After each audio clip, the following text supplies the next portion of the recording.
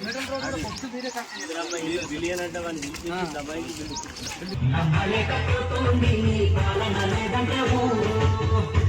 గడపలో నాని పేరు రాసుకున్నవే, కడుపులోన పెట్టుకొని మమ్ముల చూసుకున్నవే, మాకెంత కోసం కళ్యాణ లక్ష్మి లేదో లక్ష్మి లేదో దంత గిరిజనులకు దండిగా నిలవంగా ఏ దారిగా రాదో మరొక ఏ దారిగా రాదో, యువతలో నా ఉత్తేజం లేదో కురువుల ఊసే లేదో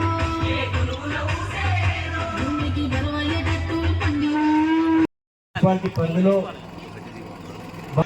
రెండు ప్రాంతాలకు సంబంధించినటువంటి అక్క చెల్లెళ్లకు అన్న తమ్ముళ్లకు అలే ఇక ఇంకేం చెప్పాడు, గ్యాస్ సిలిండర్ భూపాలపల్లిలో గతంలో కట్టెల పోయింది అనుకునేది, ఇప్పుడు గ్యాస్ కొట్టి అనుకుంటున్నాం. గ్యాస్ ఏమన్నాడు, గ్యాస్ మాటలు చెప్పి 500కే సిలిండర్ ఇస్తా అక్క వేయినాడు, గుద్దుడు గుద్దిళ్ళు వేసిండ 500 సిలిండర్ ఇప్పుడు కొనుక్కుంటూ ఇస్తానని చెప్తాడు. ఈ రకంగా అందరినీ మెప్ప పెట్టింది. ఈరోజు ఇక్కడికి మీరు వచ్చిళ్ళు, మన ఊళ్ళో ఎకరమో అరెకరమో భూమి ఉన్నది, చెప్పింది ఏమైనా తప్పున్నదా? 2500 పెన్షన్ వచ్చిందా అమ్మ? కులమ్మ గారు వచ్చిందా? 2000 4000 అయినాయా? ఇయ్యలే కదా. ఈ రోజు బట్లకు 500 రూపాయల బోనస్ ఇస్తానని ఇచ్చిండా? 2 లక్షల రుణమాఫీ చేసిండా? ఈ రోజు ఏం చేసిండు? వట్టి మాటలు, ఉత్తర ప్రగల్భాలు తప్పేమైనా ఉన్నాయా? కాబట్టి వాస్తవాలు చెప్పినప్పుడు వినే ఓపుకుండాలి, చేస్తే ప్రజలే చెప్తారు. ఒకవేళ నేను తప్పు చెప్తే అరే ఏందా ఇచ్చినాక కూడా వీళ్ళు ఇట్లా అంటాండి అని మీరు అనుకోరా? ఈరోజు ఎవరికో ఇది ఒక లక్షలలో కోట్లలో ఒక్కరికి ఇచ్చి నాకు వచ్చిందని చెప్పడం కాదు.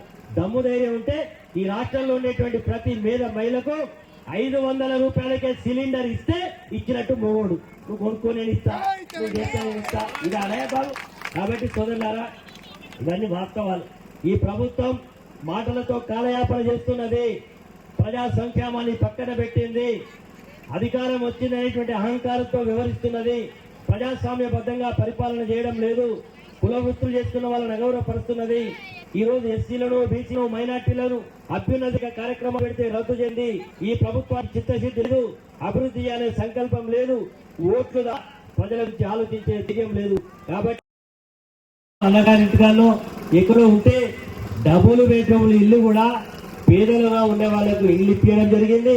2వ విడతలో కూడా నేను చాలా మంది పేదలకు ఇక్కడ శాంక్షన్ చేపిస్తే ఇప్పుడు వచ్చిన ఎమ్మెల్యే ఆయన గట్టినోడు కాదు, తెచ్చినోడు కాదు.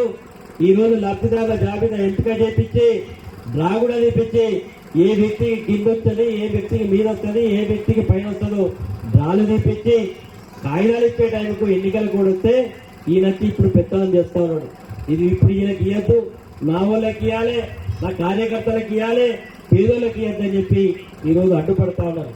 ఈరోజు ఎన్నికలు అయిన తర్వాత చెప్తా ఉన్నా, ఈరోజు ఎవరికైతే ఇళ్ళు వస్తున్నాయో మీ అందరిని తీసుకెళ్లి కలెక్టర్ ఆఫీస్ మీద కుందర కూర్చోబెట్టి మీ అందరికీ పెళ్లి ఇప్పించే కార్యక్రమం పూర్తి చేస్తానని చెప్తా ఉన్నా మిత్రులారా. కాబట్టి మిత్రులారా ఆలోచన చేయండి, నిజంగా తెలంగాణ వచ్చినాక మన బతుకులు బాగుపడ్డాయా బాగుపడలేదా? భూపాలపల్లికి వచ్చినోడు ఎవరైనా జరిపోయిందా? అమ్మ భూపాలపల్లికి వచ్చి ఎవరు జరిపోలే, అందరూ బాగుపడ్డారు. దానికి కారణం భూపాలపల్లి అభివృద్ధి చెందుతా ఉన్నది. ఇక్కడ ఏమేమి కావాలో అన్ని చేస్తా ఉన్నాం. చిన్న గ్రామ పంచాయతీ నేను మొదటిసారి ఎమ్మెల్యే అయినప్పుడు నా భూపాలపల్లి కాడ అక్కడ కొన్నిళ్ళు అక్కడ కొన్ని కడతాడు. ఆ రోజు నేను మున్సిపాలిటీ చేసినాం, కేసీఆర్ గారు జిల్లా చేసిండు. ఈ రోజు జిల్లా కావడం వల్ల ఈ రోజు అభివృద్ధి జరుగుతా ఉన్నది. అమ్ముకొని బతుకుతా ఉన్నాడు, ఒక ఆయన ఉల్లిగడ్డ అమ్ముకొని బతుకుతా ఉన్నాడు, ఒక ఆయన బోళ్ళు అమ్ముకొని బతుకుతా ఉన్నాడు, ఒక ఆయన బట్టలు అమ్ముకుంటున్నాడు, ఒక ఆయన ఉద్యోగం చేస్తున్నాడు. ఏదో రకంగా బతుకు తెరుగు దక్కుతా ఉన్నాడు. మన పిల్లగాళ్ళు చదువుకుంటా ఉండే వస్తా ఉంటే 2 అమ్మాయిలు కలిసిండు. అమ్మాయి ఏం చదువుతుంది తల్లి అంటే మేము 9th క్లాస్ చదువుతున్నాం. 8th క్లాస్ ఎక్కడ చదువుతున్నారు? సింగరేణి స్కూల్ చదువుతున్నాం. ఎట్లా పోతారు తల్లి అన్న? బస్సు వచ్చి తెచ్చుకోపోతాం. అంటే ఈ ప్రభుత్వానికి పేదల విద్యార్థుల విషయంలో ఎంత కమిట్మెంట్ ఉందో చెప్తా ఉన్నా. ఈరోజు మన భూపాలపల్లిలో మైనార్టీ రెసిడెన్షియల్ స్కూల్, ఈ రోజు మహాత్మా జ్యోతిరావు పూలే ఆధ్వర్యంలో residential schools, tribal welfare schools, భూపాలపల్లిలో మంచి డిగ్రీ కాలేజ్, మంచి జూనియర్ కాలేజ్. మీ విద్యార్థులు ఎవరైనా పేద విద్యార్థి కూడా ఎంబీబీఎస్ చదవాలనే కళ ఉంటే భూపాలపల్లిలో మెడికల్ కాలేజ్ కూడా తెప్పించింది వాస్తవం కాదా? అసలు ఆలోచన చేయండి.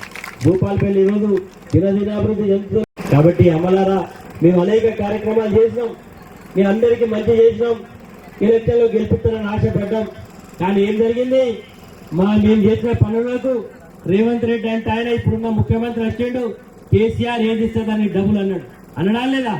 2000 పెన్షన్ వృద్ధులకు ఇస్తే నేను భార్యకిస్తా భర్తకిస్తా ఇద్దరికి 2 కాదు 4000 వెళ్తే 4000 అన్నాడు. అనడా లేదా? మరి ఇచ్చిండా? ఇయ్యలే, 4000 ఇయ్యలే. మరి మా ఆడబిడ్డలు అందరూ చెప్పిండు, మీరందరూ కూడా ఈ భర్త దగ్గర చేయి అప్పుడేందమ్మా నాకు ఓటేయండి, 2500 మీకు ఇస్తా పెన్షన్, అది బిడ్డకిస్తా, 18 ఏళ్ళ బిడ్డకిస్తా, అత్తుంటే అత్తకిస్తా, కోడలుంటే కోడలికిస్తా, ఓటేయమన్నాడు. వేయించుకున్నాడు, ఇచ్చాడు 2500, 2500 ఇయ్యలే. అంతేకాదు ఏం చేస్తుండే, మేము పెళ్లి చేస్తే కళ్యాణ లక్ష్మి 1,16,000 రూపాయలు ఇచ్చేది, చెక్కు తెచ్చి మీ ఇంటికాడ ఇచ్చేది. ఏమన్నాడు రేవంత్ రెడ్డి? బంగారం వద్దా, తులం బంగారం కావద్దా, నాకు ఒక్కొక్క ఓటు గుర్తుల్ని తులం బంగారం ఇస్తా, గొలుసు చేయించుకోవచ్చు, కమ్మలు చేయించుకోవచ్చు, అది చేసుకోవచ్చు అంటే ఆశపడ్డారు. అమ్మలందరికీ తులం నివాస యోగ్యంగా ఉండాలని ఆ రోజు బోర్లు వేయించడం, కరెంటు కనెక్షన్లు ఇప్పించడం, ఇల్లు లేనటువంటి పేదలకు ఇందిరమ్మ ఇల్లు ఇప్పించి, ఇల్లు కట్టుకునేటోళ్ళకు బిల్లు ఇప్పించి, మీకు కావాల్సినటువంటి మెటల్ రోడ్ వేయించి ఆ రోజు వేసిన పునాదే ఈ రోజు ఇంత పెద్ద మరి ఖాళీ అయిపోయిందని చెప్తా ఉంది. ఇది వాస్తవం కాదా? ఒకసారి మీరు ఆలోచన చేయండి. మొదటిసారి చేసినాం, రెండోసారి మరి అప్పుడున్నటువంటి శాసనసభ్యులు గారు చేశారు. మళ్ళీ నేను వచ్చిన తర్వాత ఇక్కడ ఎక్కడ ఏ రోడ్డు కూడా మట్టి రోడ్డు ఉండొద్దు, సైడ్ ట్రైన్ లేకుండా ఉండొద్దు, ఇక్కడ అన్ని రకాల ప్రజలకు మేలు జరగాలి ఇక్కడ అనే ఉద్దేశంతో ఈరోజు అన్ని రోడ్లు సీసీ రోడ్లు ఇవ్వడం జరిగింది. ఈరోజు మిషన్ భగీరథ నీళ్లు, స్వచ్ఛమైన గోదావరి జలాలు పట్టణంలో ధనవంతులకు ఎట్లయితే వస్తున్నాయో పేదవాళ్ళైన మీకు కూడా అదే కంటే ఎక్కువ నీళ్లు ఇస్తున్నటువంటి విషయం గుర్తు చేస్తా ఉంది. ఈరోజు మీరు మీటింగ్ పెట్టుకోవడానికి కమ్యూనిటీ హాల్ కట్టించడం, ఈరోజు అన్ని కూడా సీసీ రోడ్లు చేయించడం జరిగింది. గతంలో మళ్ళీ నా దగ్గరకు వచ్చి మాకు వీటి మీద హక్కు కావాలి, పత్రాలు కావాలంటే మీ గ్రామంలో ఉండేటువంటి కొంతమంది సర్కారు వాళ్ళని ఏమన్నారు. సర్కారు ఏమంటే ఏమన్నది, ఇది మా ఆధీనంలో లేదు, ఇది పట్టాదారి పేరు వస్తుంది, మేము ఇవ్వలేమని చెప్తే ఆ రోజు మీ అందరినీ కూడా పిలిచి కూర్చోబెట్టి మీకు ఆ యజమాన్ని పిలిపించి అతని ద్వారా ప్రభుత్వానికి దానం ఇచ్చినట్టు చేసి దాని ద్వారా మీకు రిజిస్ట్రేషన్ చేయాలనేటువంటి ప్రయత్నాలు నేను చేయడం జరిగింది. కానీ ఇక్కడ ఉండేటువంటి కొంతమంది వ్యక్తి ఇంత మంచి పని చేస్తే ఎమ్మెల్యే గారికి పేరు వస్తుంది, దీన్ని ఎట్లయినా జడగొట్టాలని కుట్రలు పన్ని అదని ఇదని చెప్పి మిమ్మల్ని మాయ చేసి మభ్యపెట్టి అది కాకుండా చేసిండు, ఇది కాకుండా చేసిండు. నేను మీ అందరికీ చెప్తా ఉన్నా, భవిష్యత్తులో మీ అందరికి కూడా మళ్ళా పిలిపించి ప్రభుత్వానికి సరెండర్ చేపించి మీకు పట్టాలు రిజిస్ట్రేషన్ చేపించే బాధ్యత నాది అని చెప్తా ఉన్నా.